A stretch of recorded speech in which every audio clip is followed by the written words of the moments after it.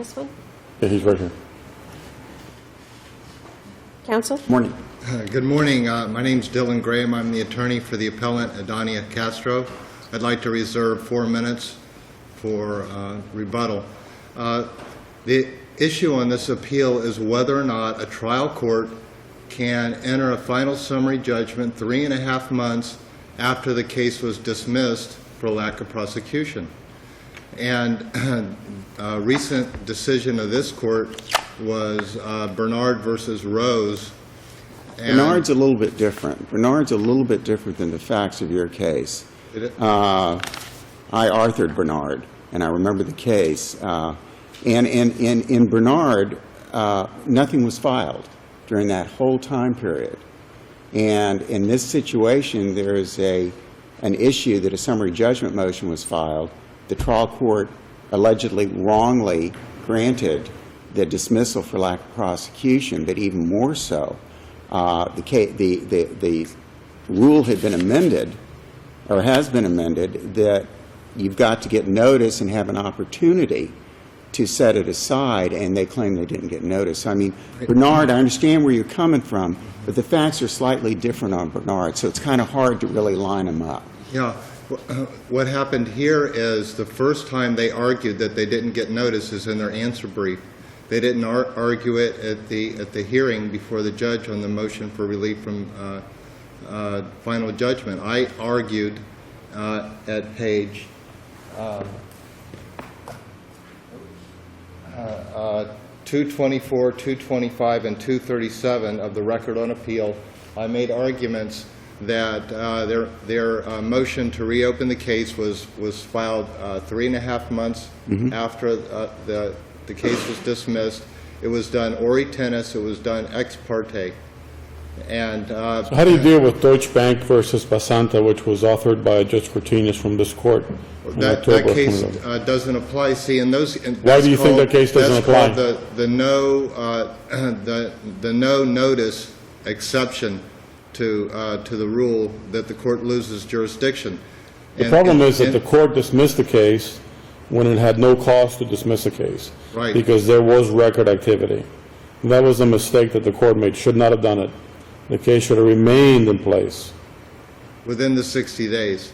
But in Well, this. maybe I'm confused about the facts, because the motion for summary judgment was filed actually shortly before the court decided that it was going to dismiss it for lack of prosecution. So there was No. record activity, The correct? motion for summary judgment was filed before the FWAP notice was generated. Okay. Then, Not within the 60 days. But it then was what before happened the was, FWAP notice. at the time the summary judgment was heard, okay, at the time the summary judgment motion was heard, counsel made that was the time the ori tennis motion was made. Is that correct? Correct. And that hearing was not properly noticed.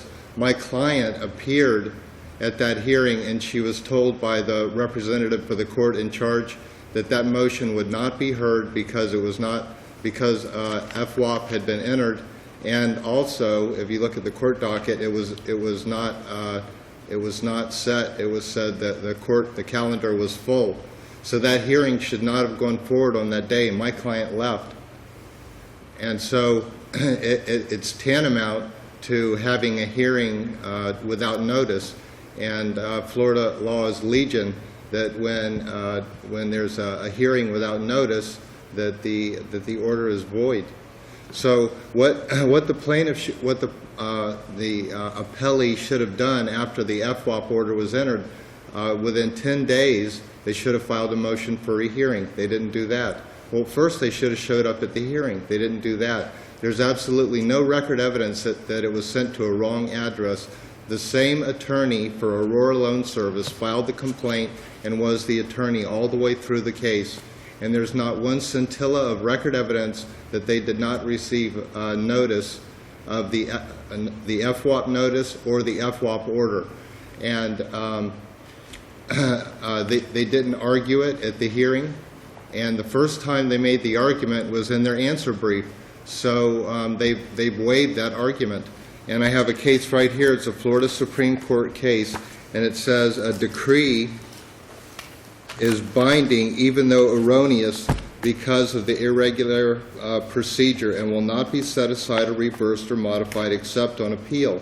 And that was decided by the Florida Supreme Court, Malone versus Maris. And that's 109 Southern 677. So what their obligation to do once an order was improperly entered against them is to file a motion for rehearing within 10 days or file a notice of appeal within 30 days. They didn't take either one of those actions. And therefore, when 3.5 months passed and there was an improperly noticed hearing on a motion for summary judgment, the court was without authority to enter that final judgment. Thank you, counsel. You still have 4 minutes for rebuttal. And you'd like for us to reverse, correct? Yes, please. Okay. May it please the Court, Michael Muniz on behalf of Aurora Loan Services, LLC. So if you didn't file a motion on the 1.530 and you didn't appeal, what remedy did you have? Well, we're asking for the Court to affirm, to begin I with. kind of figured that. So we're not seeking a remedy necessarily. No, I meant in the trial court once the case had been dismissed.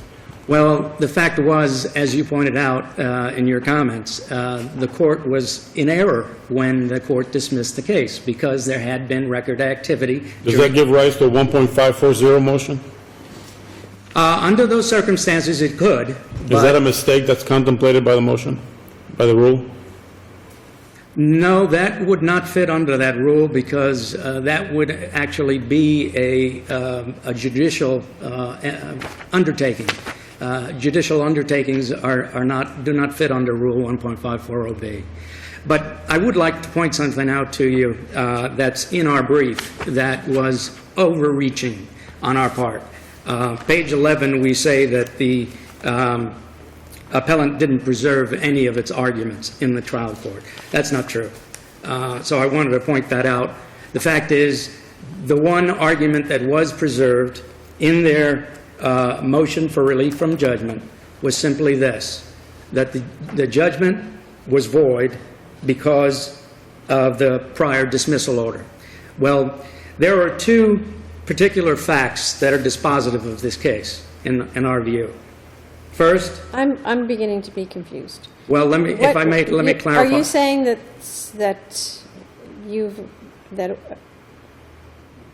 what was argued in order to undo the dismissal for a lack of prosecution would fall within 1.540, the parameters of 1.540? Is that your claim?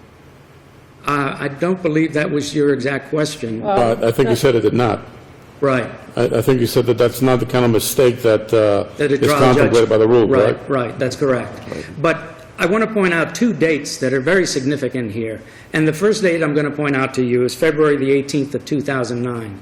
That is the date on which Aurora filed its motion for summary judgment and affidavits. The dismissal came on May 8th of 2009, approximately 3 months later. The judge simply had no authority to enter a dismissal order when the motion for summary judgment was pending and had been filed within 3 months. In fact, activity under Rule 1.420 goes back as far as 10 months. I think we know that, but Yeah. what is your remedy once that has happened? Once the judge has dismissed the case without authority, because there was record activity, what is your remedy? Well, we might have filed a motion for rehearing, Right, what else? but I don't see where we could travel under 1.540, so the only other remedy is an appeal. Forget 1.540. Right, You're now at the point where the court has dismissed the case right, erroneously. erroneously. What is your remedy at that point? It's 1.530 or appeal, right? Or appeal, correct. And if you have not done one of those two, do you have any remedies left? Well, as it turned out in this case, the trial counsel proceeded to have his motion for summary judgment heard, and at that hearing pointed out to the court the error in dismissing the case. Okay, I got it. But at that point, let's go to the summary judgment motion hearing. Okay? The trial court says, geez, I shouldn't have dismissed the case. You're right. It was a mistake. Does the trial court then have the right to undo that dismissal and continue with the case in light of the prior dismissal? I believe he does. Under what authority? The judge, I believe it does too, but I'm asking you under what authority? Counsel, I can't Yeah. believe you're standing here in front of us making this argument, and you don't know what grounds the trial judge had for giving you relief. Don't you want to keep the relief the trial judge gave you? Then why do you say you're entitled to keep it? well, we're entitled to keep it because the judge never lost jurisdiction of the He has case. to have, He never lost jurisdiction of the case. And that was the argument that was made by the appellant. and what support for that do you have? Because the rule 1.420 did not permit the judge to dismiss the case at that juncture. So if he entered the dismissal order in error, he never lost jurisdiction of the case. So, let's say 15 years ago, a judge dismissed a case by mistake, and someone's been in a coma all that time, that jurisdiction just continues on forever, notwithstanding a dismissal of the lawsuit.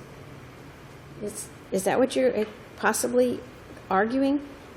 No, I'm not suggesting that such a length of time would enable the court to just enter an order at will. In this case, we're talking about a couple of months' time that transpired between the time that the summary judgment motion was filed and when it was finally disposed. And in between, you had the erroneous dismissal order. If the judge, and the cases are replete, if a trial judge enters an order and it has jurisdiction to enter the order, everything's fine. But in this case, the judge didn't have jurisdiction under Rule 1.420 to enter the dismissal order. So if you ask me where's the question authority... is, how do you properly raise that mistake? Because things have finality in courts. So there's only a few ways where you can get your toe in the door to raise that mistake. This was a mistake. It's obvious. There was something of record, and it was within the time that the rule contemplates, and so it shouldn't have been done.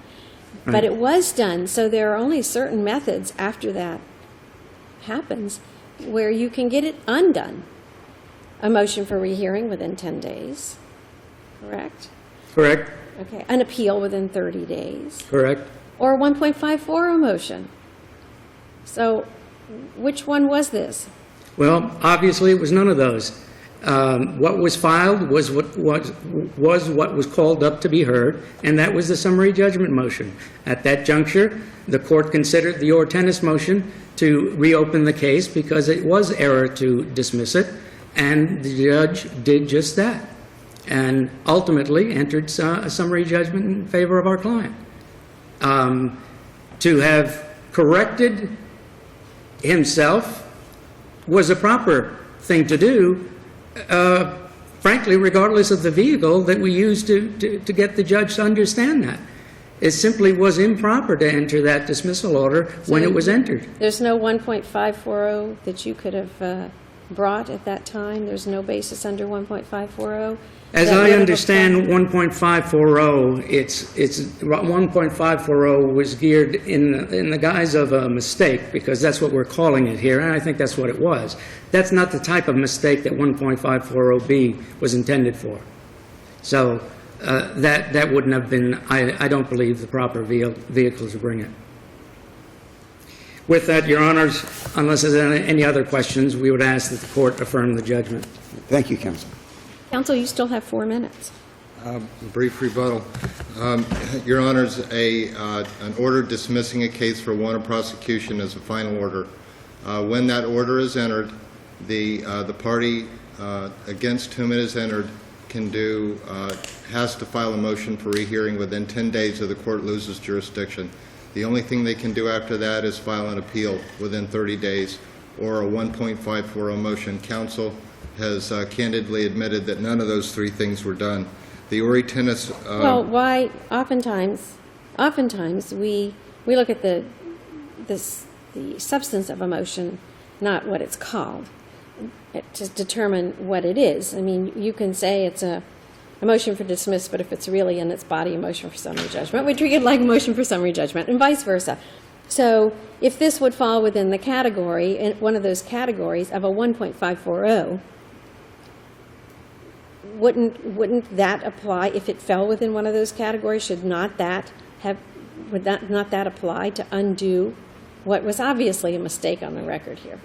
Well, counsel has acknowledged that this circumstances would not be appropriate for a 1.540 motion.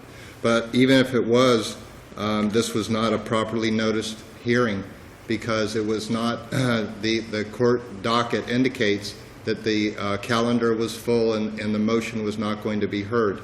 An ori tennis motion can only be made and heard at a duly noticed hearing. So this was not a duly noticed hearing. Was the summary judgment hearing noticed? It was noticed, but it was also indicated on the court docket, that's 1 through 3 of the record on appeal. It says that on August 4th, 2009, it says the calendar full, that the motion would not be heard. Well, and the court granted your client a hearing on clarification like 2 or 3 months afterwards, am I correct? December? Correct. And she heard all of the argument and then denied or just put on the order that it was heard. That it was heard. And it was the... And kept it the same, am I Right. correct? What my client filed was a motion for clarification on why the case was reopened. She just didn't understand why the case had been reopened. Right. She just said, I appeared. Her motion said, I appeared, and I was told to go away, and all of a sudden I find this. So she moves for clarification, and the court granted the clarification. She didn't And grant apparently- clarification. It just says that the motion... Well, but was she had a heard. clarification hearing. Right. But And there was she just no said- there was no ruling at that I heard time. it. I heard the motion for clarification, and she kept her order the same. She didn't change anything, She didn't change anything. correct? Right. Right. So we really don't know. I don't think that's record evidence to And then when support did your one thing client, or another. after that, file their motion, the motion that we're here on today, file that motion? We filed it on October 5th, 2011. So it's I 2 was years later, retained right? on September 30th, 2011. I understand that. I understand that. You weren't attorney of record at the time or anything. But it was 2 years later, after Right. that 2 years and clarification 2 hearing, months. after the foreclosure sale and everything else, then 2 Foreclosures- years later, The foreclosure sale occurred on October 6th, 2011, a day Right. after I filed my motion for relief right. from judgment. But her motion, and no motions were filed for those 2 years, am I correct? Right. Nothing to Well, set this so there was aside, the nothing to sale vacate it? The sale was set and canceled several times. We can't tell from the record who filed the motion and why the sales were canceled. But my question is, nothing was filed as to the order to try and get it set aside for 2 years. Correct. I understand that it's a void judgment, Right. but there had, somewhere along the way, there's got to be an ending Well, line. I set forth in my initial brief at length, the case law is legion. I understand On that. a void judgment, the time period to file it, it's a nullity, and the reasonable period of time is really no time. What if your client had come limitation at forward all. under Judge Wells' hypothet 15 years later, and the people that own the house now in foreclosure tore it down, built a high-rise condominium complex that they sold? Does your client still have a right to have it That set would be aside? bad. That would be real bad. That's it. But this was 2 years, and the sale occurred one Day day before. after I filed my motion Right. for relief from Gotcha. judgment. Thank you, counsel. Thank you. Thank you Thank you both. both.